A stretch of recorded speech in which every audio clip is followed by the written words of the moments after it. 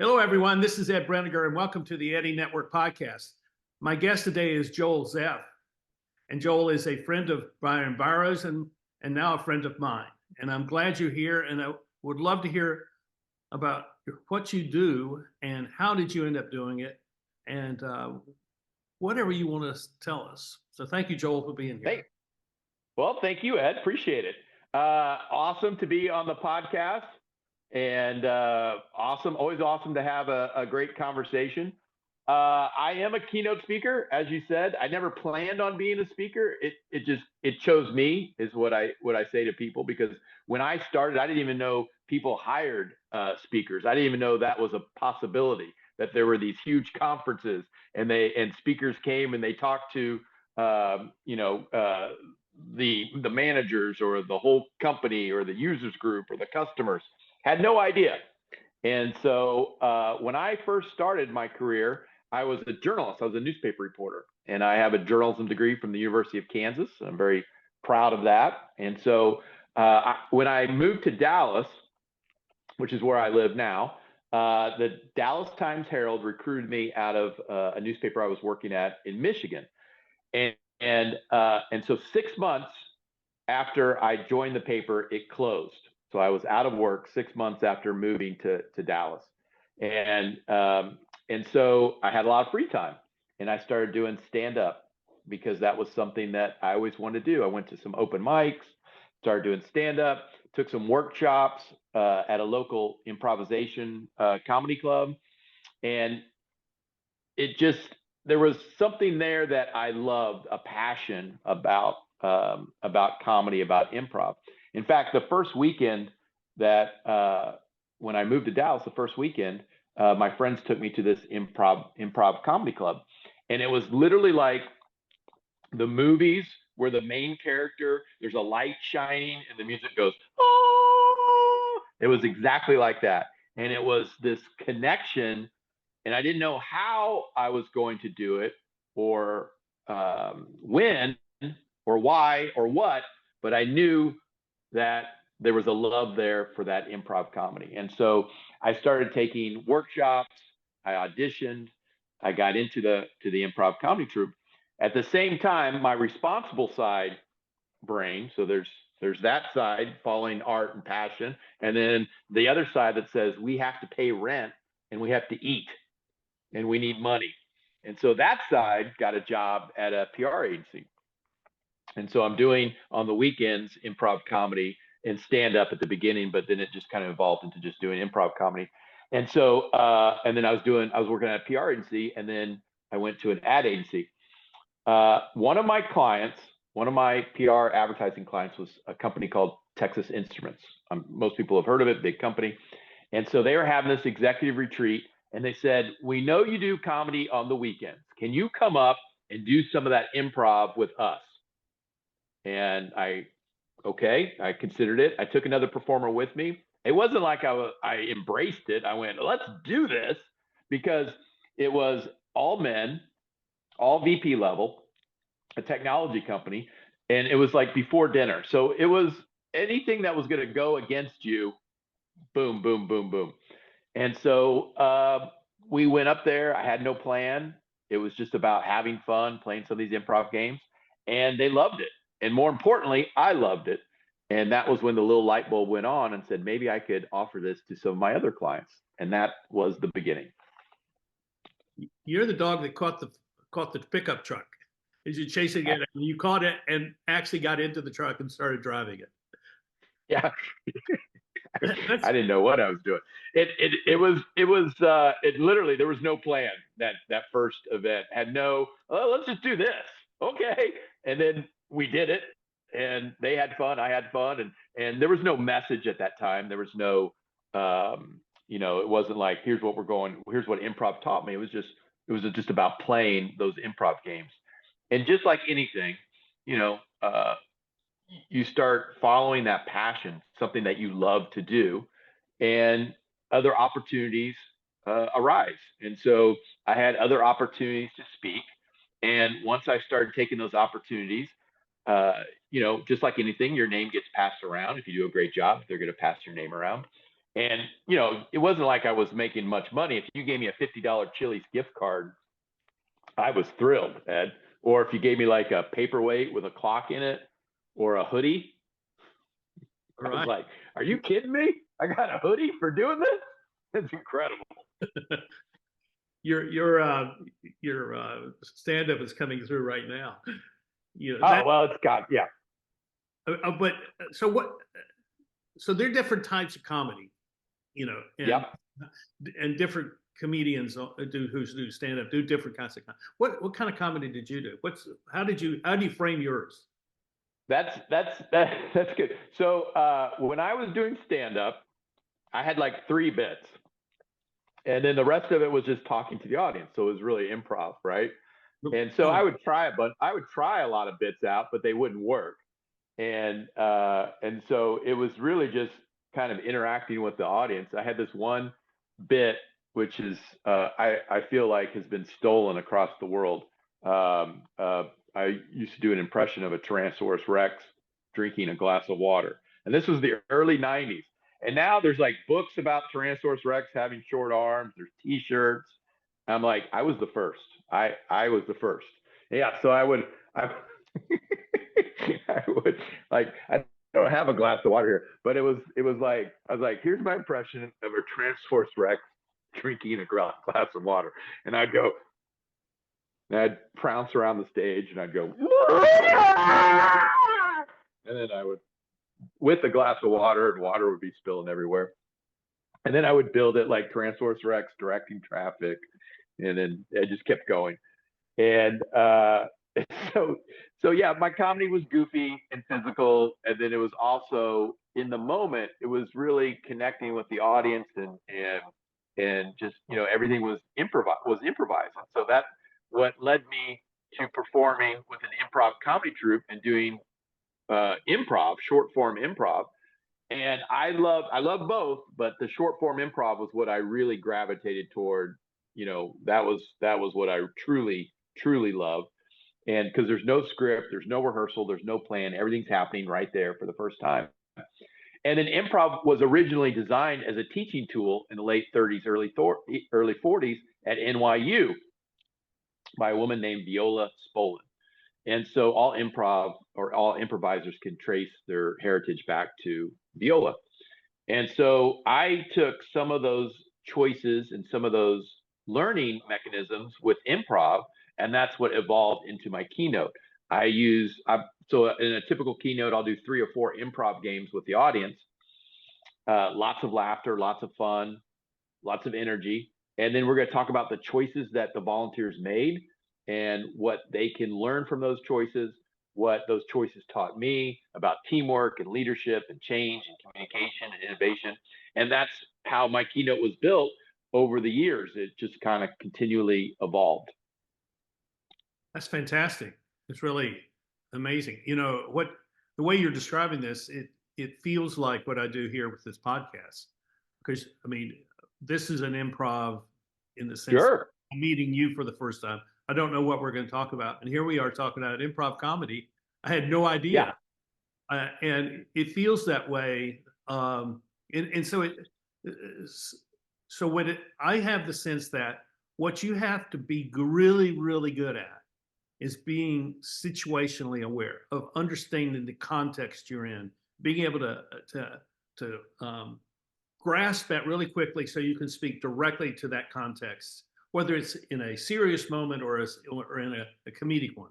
Am I right? Yes. Yeah, you're absolutely right. And it's about connecting to my audience, whether I keynote, and then I do a lot of MC work too, or whether I'm doing a general session MC or an awards MC.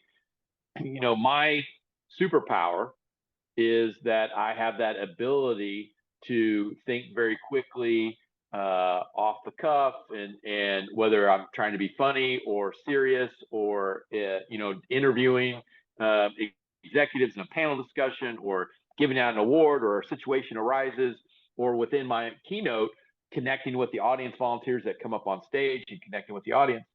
And it's about creating that unique experience.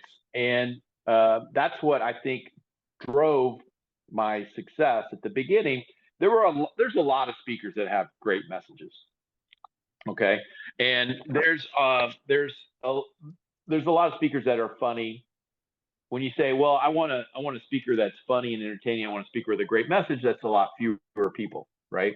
And then you say, well, I want a great message, I want it to be funny, but I also want it to be interactive. Well, now you're just talking about very few people. And especially when I started in the 90s, we're talking about very, very few people. And so I had this niche, and I didn't really have that struggle. It happened very quickly, and my clients really responded to the uniqueness of the improv game because it's something different, right? It's not someone with a PowerPoint and going through the letters, or saying the same message. It's that unique perspective of the audience is participating on stage, they're engaged, they're entertained, they're energized, and in addition to that, we're going to get some great messages about what creates success through staying in the game, being more present in the moment, creating opportunity and positive support, helping each other be successful. All these messages that improv taught me, and then I want to share with the audience. And so that success happened very quickly, and I loved it. It's incredibly rewarding and fulfilling. As my wife says, I only really want to do two things. I want to make people laugh, and I want to tell them what I think. And somehow I figured out a way to have a career and pay my mortgage and food and pay the utility bill and the insurance and everything else. And I love it. It's fulfilling. It's rewarding. I am extremely fortunate to have this opportunity. Every moment that I'm given that opportunity to be on stage and connect with that audience is I cherish it. It is just so incredibly fulfilling and rewarding to be able to do this. So, have you developed relationships with people who have kind of connected with you through your speaking, and they have stuck with you throughout your career? I have lots of clients that I have worked with for decades. Even at the beginning, it's funny. I have clients, I have a client in April. This will be my 10th year with them. And at the same time, that same week, I have a client. This will be my 4th year with that client. A few weeks ago, I was with a client that I spoke to in 2010, and they brought me back in 2014. And so it's amazing to have these connections.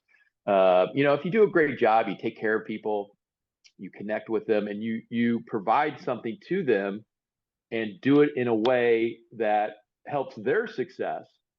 And just do a great job, be easy to work with, have something to say it well. It's not that difficult, but surprisingly, not that many people can do it. Now they say they can do it, but they really can't. Or they're hard to deal with, or I always like to say, sometimes you meet a speaker, Ed, you've probably met a few that maybe have a little diva in them. Ed, have you met a few of those? Right? Yeah. Have you met a few? And I always like to say, dude, we're all the same Hilton hotel in Cleveland. Okay. Let's bring it down just a little bit. That's all right. You are not, I don't know where you think you are, but we're in a ballroom at a Hilton in Cleveland. So I'm not sure what you think you're doing, but we're in the same place. So bring it down. And so I just have that. That's always been my attitude. I try to be easy to work with, and I try to add value when I can. But it's, I love what I do, and I say it often, is that the time I'm on stage is free. I'm not charging to be on stage and present my keynote. That's free. What I charge for is to be away from my family, to travel, to sit next to a guy that's coughing up a lung that gives me pneumonia, which that happened, Ed, in December. I got pneumonia. So whatever I charge I should have charged that client double. That's what I charge that client. I charge that client to get pneumonia. And that's what I charged for it. Yeah. The, Yeah. the time on stage is free. I used to travel like that, so I know how that is. Well, here, okay. So you've been doing this for over 30 years. 97 is when I say I started. I did a few things before that, but 97 I say is my start date because I recorded my keynote. It was with Allstate Insurance.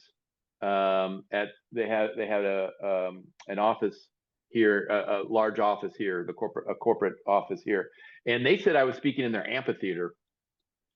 Ed, I called a lunchroom.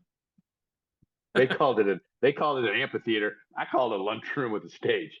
So I spoke and that was in 1997, and I had a production company record it, and we cut a demo. And so that's the date I say I started, 1997. I went into business for myself in 1994. So this is my 30th year. 1994 is when I left the ad agency and went into business for myself. But I was doing, a lot of PR, writing, consulting, media relations, speaking here and there. But 97 is when I focused on it as this is going to be my business. My career parallels in some way. I began as a consultant in the mid 90s, and so here's the question I have, because you've been doing this a long time, and I have. And I'm certain that the people that you go work with are talking to you about their life and their business and things, and because you represent someone on the outside who knows them. I call that the intimate outsider. And I'm curious as to what you have seen over the last 25 plus years of how the world of work or the world of organizations has changed, and how you are addressing that. Right. It certainly has, and it's funny. That's a great point. Is that I do come in as this outsider, but an outsider that has been with so many other different companies and cultures, and seeing how they lead and how they connect and engage and interact. I mean, I've done over 2,500 events, so I'm coming at it from this unique perspective. When we see all these different companies from different industries, some consultants just kind of focus on one industry, and so they understand how that industry works, but one day I could be with insurance, and the next day I could be with property management, and then software, and then maybe it's something like mechanical contractors. So it's a wide breadth. Yeah. And I think there's definitely been, significant changes. I think most importantly is I think people want to be fulfilled, right, at their jobs, no matter what your job is. They want to be happy. And what decades ago, you would stay at the same company for 20, 25 years and not even blink. Not anymore. If my client stays somewhere more than 3 years, I'm surprised, right? I'm always surprised. Like, wow, you've been there for 6 years, 7 years, 8 years. If companies aren't going to provide that happiness and fulfillment, there is someone down the street that will. And I think team members, associates, I think they're more empowered and realize they have more opportunities than they did in the past. And so they are demanding more, I think, from leadership as far as opportunity, training, happiness, fulfillment, engagement. And the smart companies understand that.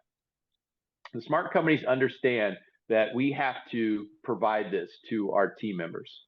We have to empower them. We have to provide, opportunities for advancement, opportunities to be more fulfilled, rewarded. They have to provide that, because if they don't take care of their team members, they're going to leave. And I don't care what the economy's like. If you're in a recession, if hiring is low, I think what the national right now, the unemployment rate's 3.7%, which is, when you say that, that's really it's not like when you get down to that type of number, those are people that choose to be unemployed, right? Yeah. For the majority. And so you're almost have, you know, if someone has or needs a job, the opportunity is there.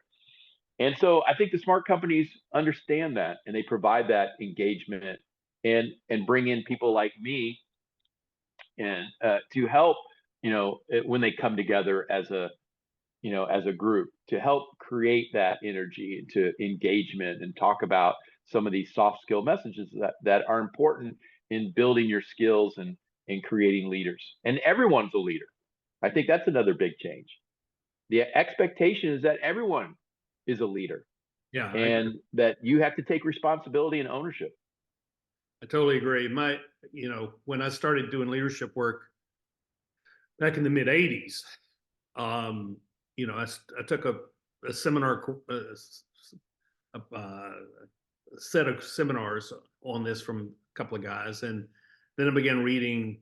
I had not been to business school. I wasn't in business. I was in ministry, and I started reading business books and business biographies of CEOs and leadership books. And I was disagreeing with almost everything I was reading, because it was all about the heroic nature of leadership, and the person at the top of the hierarchy was the heroic leader, and everybody else was did their work because that person was the giant that they all looked up to. And maybe that worked in some places, but it never worked in any place that I'd ever been.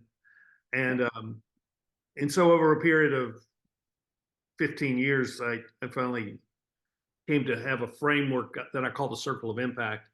And that's based on the idea that all leadership begins with personal initiative to create impact that makes a difference that matters. And that is the idea that the CEO must grasp that for today, that I'm the facilitator of that leadership in my people. And I think it's catching on. I think out of necessity, because you can't survive any longer with the way we used to do things. No, everybody's looking for great people, and if you don't take care of your great people, they're going to go somewhere else that will. I do a lot of work in property management, and the competition there for great people is huge. If you don't like the property management company you're working for, there's one probably across the street, not even down the street, across the street, across the hall, across the Your hearing is. You losing it again? Yeah, it was fine. It's fine now. Okay. And so, you have to take care of your people, and you have to engage them. And, one of the messages of improv that I really talk about when I talk about teamwork and leadership is asking the question, how do I help the people around me be successful? And you answer that question and you act on it. Because you remember in improv, on stage, there's no script, there's no rehearsal. So there's a group of people we have to get to an endpoint. We have to find success. And what the secret is, people always ask, how does it work? What's the secret? How do you guys work so fast and so quickly and create this? And one of the secrets is we're all thinking the same thing. How do I help my other teammates be successful? What can I do to make them look great? Not how am I a star? How am I the funniest? How can everybody pay attention to me? How do I take care of them? And when you take that to, our work lives, as a leader, great leadership is, how do I help the people around me be successful? And answer that question and act on it. That's what really separates the great organizations. Because there are leaders that say, what can all of you do for me? That's what you're talking about, back in the 80s. What can all of you do for me? Right. And that's not great leadership at all. That's terrible leadership. And it's, what can I do for you? How do I help you be successful? And it's a great message. It's one of my favorite messages when I talk about teamwork and leadership. And, it's like you said, the smart companies understand that concept. They might use different words, right? But the companies that struggle with culture, the companies that struggle with recruitment and building something and building that foundation, those are the companies that aren't going to be around, and you see it every day. Yeah, you certainly do. So I'm curious about, you're being a stand-up comic, and you go to these improv things? I mean, you were doing this 3 decades ago. Yeah. Let's say 90. I would say 92. I started. So the newspaper closed in 91, December of 91, and so I was a young man with a severance check and not a lot of debt. So I had a lot of free time. I started doing stand up, and then that evolved into improv. And that was 92 I started doing, and I would say, and then 93 was when I joined the improv group. We had our own theater in Dallas. My question though is this. I mean, for you to walk on stage required courage. And because you're putting your own sense of identity on the line when you stand up in front of this crowd, and you're gonna probably embarrass yourself in some way. I mean, all those psychological things that we all fear about being in public and dealing with people and presenting ourselves, they were all being manifested in you walking into a improv club and standing up there and doing your gig for what, 12 minutes or something, 10 minutes, 5 minutes? Well, stand up and improv, so two different worlds. So when I first did stand up, they give you maybe 3 minutes, 4 minutes, 5 minutes, maybe at the very beginning when you're doing open mics. And so you talk about that fear or that concern, and I do not have that in my DNA. That's not part of me. In 8th grade, I did a stand-up routine in front of the whole 8th grade. My senior year in high school, I did a stand-up in front of the whole high school, 2,000 kids in the gymnasium. And when we talk about the whole school, we're talking about everybody, every group, clique, everybody. And so I never had that where I was like, well, what's going to happen? Or what happens if I'm not good or not funny? Believe me, not everything that comes out of my mouth is gold. There's been many a times where what comes out doesn't work. And, it's about just embracing that. And sometimes, even when I speak today, right, there's groups. You can be in situations after dinner, evening event, people drinking. There's lots of obstacles that you have to overcome. Not every audience is, this motivated sales group.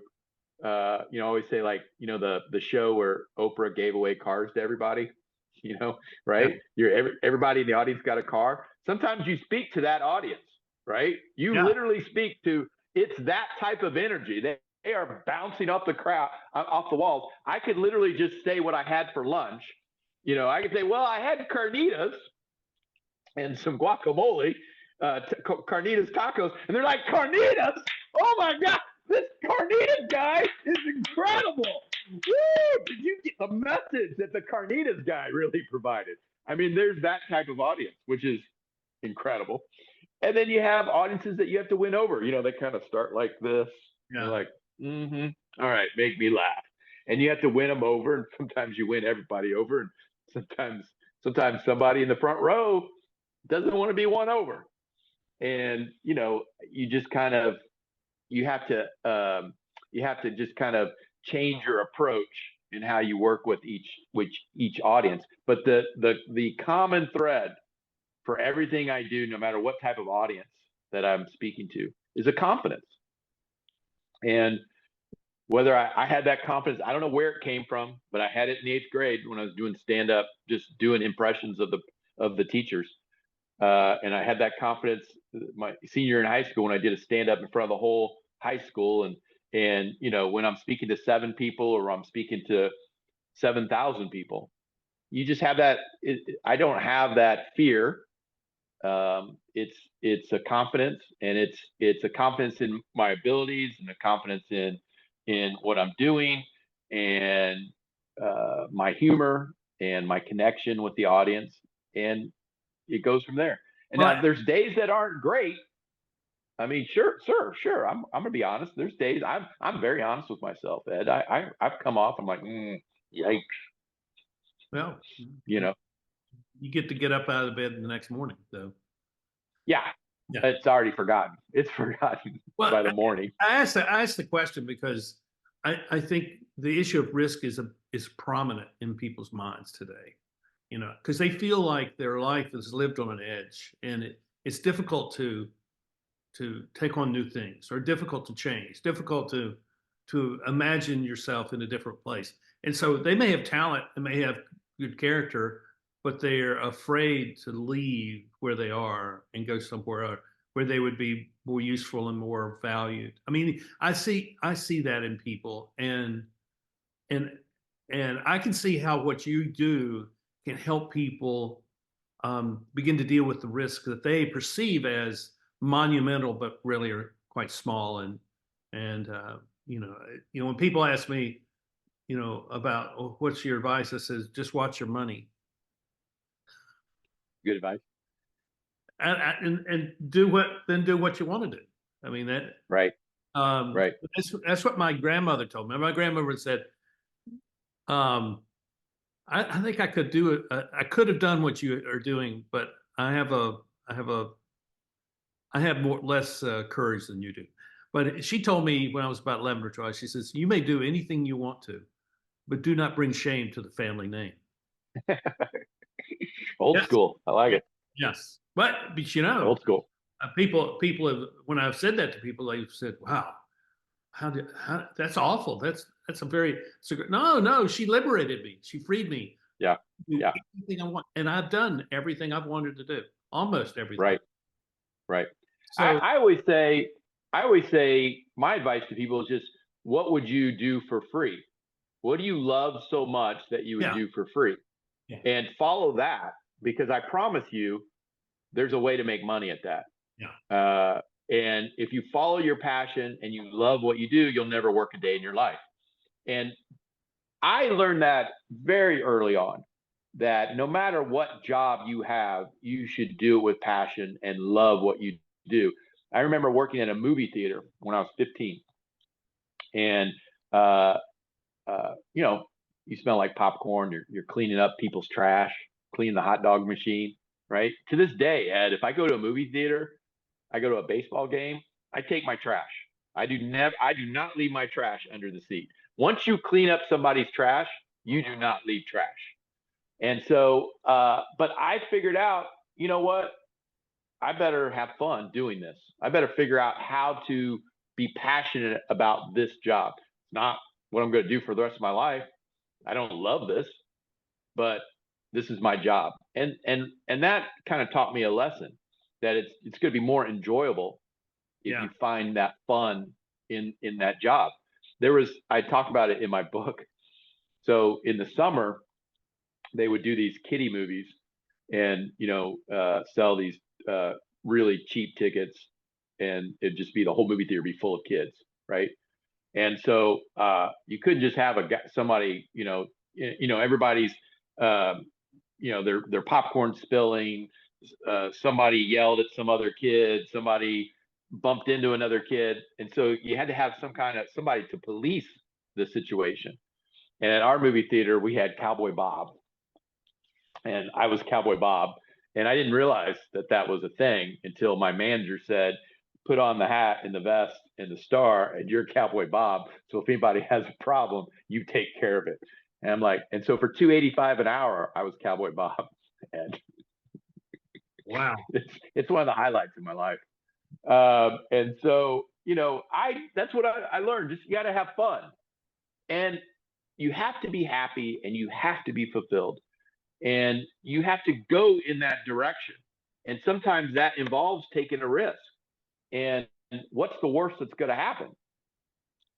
Right? It doesn't work out. And so you find another job, you find another opportunity, you work harder, you get more education, more training, but you've got to make these choices. You've got to do something. You've got to go in that direction, and you'll be surprised. You take a step today, and then you take a step tomorrow, and then you look back and how many steps you've taken in that week, and then how many steps have you taken in that month to get to where you're going. What you can't do is do nothing. That's true. So tell me, do you have How do you feel about the future? What's your feeling about it? You have hope for it? You have hope? I tend to be more of a half glasses half full rather than glasses half empty. And so yes, yeah, I would hope. I have kids. I hope I'm hopeful. I would hate to be pessimistic about the future. And I think, things will evolve and change, and how we work changes. I mean, that's why during the pandemic, everybody was so frustrated, is because we didn't just change one thing, we changed everything. And people Overnight. don't like change. They don't like change. We change how you're going to socialize, how you're going to work, how you're going to buy, how you're going to grocery shop. We're going to change everything. And it freaked people out. Change is hard. It's scary. It's new. It's different. Improv embraces change. It teaches us to embrace change. You can't control it. It's how the power is not the change. The power is how we react to change. And so, there's going to be change tomorrow and next week and next month. And so when we talk about the future, it's about how I react to that future, how I react to that change. Am I going to be passionate and energized and helpful and supportive? Or am I going to be frustrated and impatient and negative? I have the choice. And so improv teaches us it's how we react to change. That's the power. Once you understand that you control that, then, everything, that success and that opportunity and how we work together and what the future holds, you have more control. You can't control change, but you control how you react to change. Totally agree with you. And I embrace change. I've just moved, and this is the fourth move in the last decade. And two of those were cross country. So, wow. Yeah. Yeah. Yeah. That's a lot of move. That's a lot of packing. That doesn't sound fun at all. It didn't, but where you end up is really worthwhile. That's Yeah. the work in between is hard, but Yep. the benefit once you're done is fantastic. And that's for everything. I mean, that's an analogy for everything, right? Yeah. You're going to put the work into it, Yeah. and it's hard. I talked about, when we talked about some of my messages, staying in the game is my favorite message improv taught me. So you're on stage with other performers, no script, no rehearsal. Somebody does something that doesn't work. It goes in the wrong direction. It's not funny. It's not moving the scene forward. So improv teaches us to stay in the game. You got to stay with it, and your success, you'll find that success. You take it to our work lives, right? There's going to be challenges, obstacles. There's going to be change. As long as we stay in the game, we're going to find success. It might not be tomorrow or even next week, but we're going to find that success. But you have to work at it. You have to do something. You have to work hard. You have to maybe you need more education. Maybe you need more training. Maybe you need to find a mentor. Maybe you got to stay late. Maybe you got to put more practice time in. I don't know. And that's hard, and that's work. But the end result is that success. That's what we're talking about, right? But it's a lot of work, but then you're going to be fulfilled at the end because you stayed in the game and you found success, and that's what we're after. We're after that feeling of fulfillment. Yeah, I totally agree with you. Well, Joel, this has been fantastic. I'm, had no clue that this is where we'd go, and I think what you're doing is really fantastic and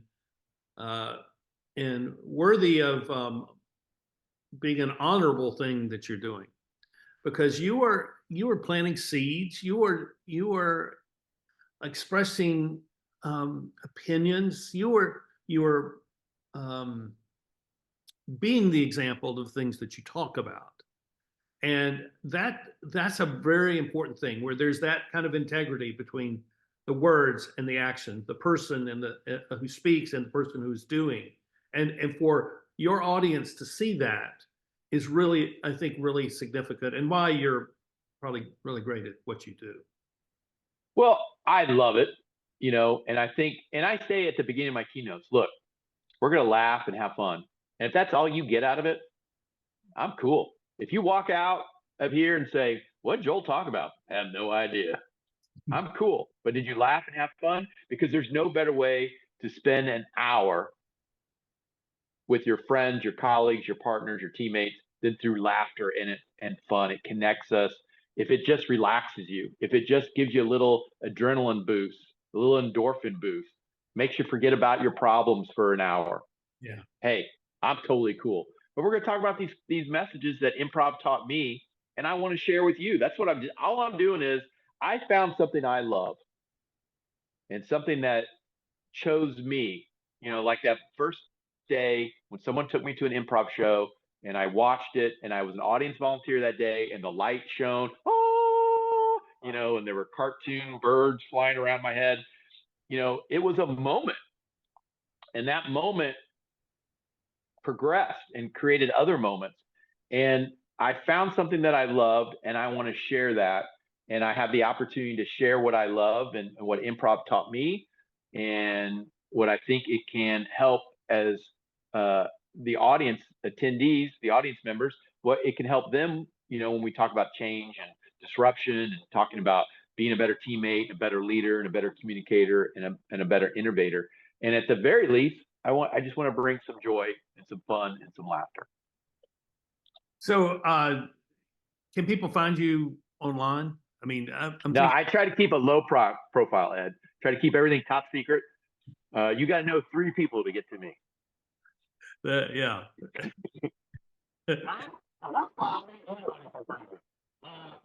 I lost your voice. Oh, we lost my. Yeah, here we go. Now we got it. We're still working through this new So do earbuds. You have some of your gigs on YouTube? I do. Yeah. Joel Zeff is my website, joelzeff.com. I'm updating it this year. You can find me on Vimeo, YouTube, Joel Zeff, pretty easy. LinkedIn, just, Joel Zeff, Facebook. My book, Make the Right Choice, Create a Positive, Innovative, and Productive Work Life. We're doing one pretty exciting. I just was going through some emails this morning.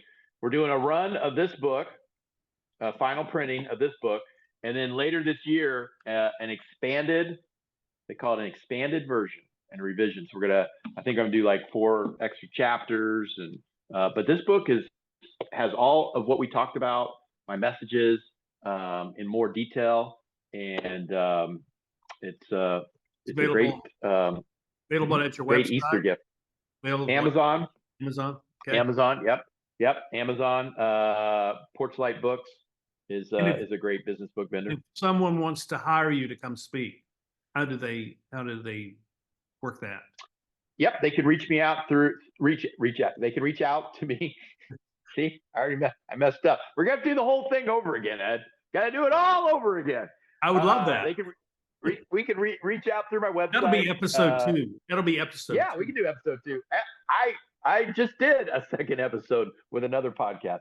JoelZeff.com. You can email me through the website. You can reach out, connect with me through LinkedIn.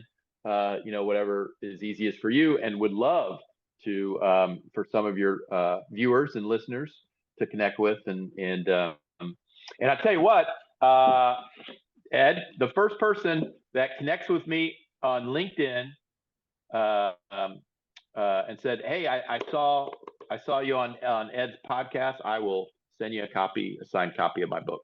Excellent. Good incentive. Thank you, Joel, for being here. Ed, thank you for the opportunity, and my pleasure. Really excited. It was a great conversation. I love I love the concept of you not having any idea who I am, and having a conversation. I love it. I do too. It's so much fun. I mean, it's improv in a certain sense, For sure. I mean, I'm dangling on a wire over a precipice, and I don't think I've had a bad episode yet. You'd have to ask the guests that, but right. Well, I have loved every one of these, because my goal is to make my guests look good, and for them to feel like they've been treated fairly and respectfully, and that they had a good time. So, and you didn't ask me any tough questions. I mean, what do you think about the future? That was probably the toughest question. We did pretty good. I do ask tough questions because I want because all these people that I interview are thoughtful people. They really are thoughtful people, and they're oftentimes not treated with that respect of being a thoughtful person. And so I want to engage with them at a level of depth which is meaningful for them, but also for my audience. And so that's part of what I'm trying to do. So it's good. I love it. I love it. We had a great conversation, Ed. I appreciate it. It's a good rehearsal. I can't wait to do it for real. Yeah. Well, we'll do that here in about 2 minutes. So, well, thank you, Joel. And thank you, everyone, Thank for watching. Thank you for watching, and we'll see you next time here on the Eddie Network podcast. Bye-bye.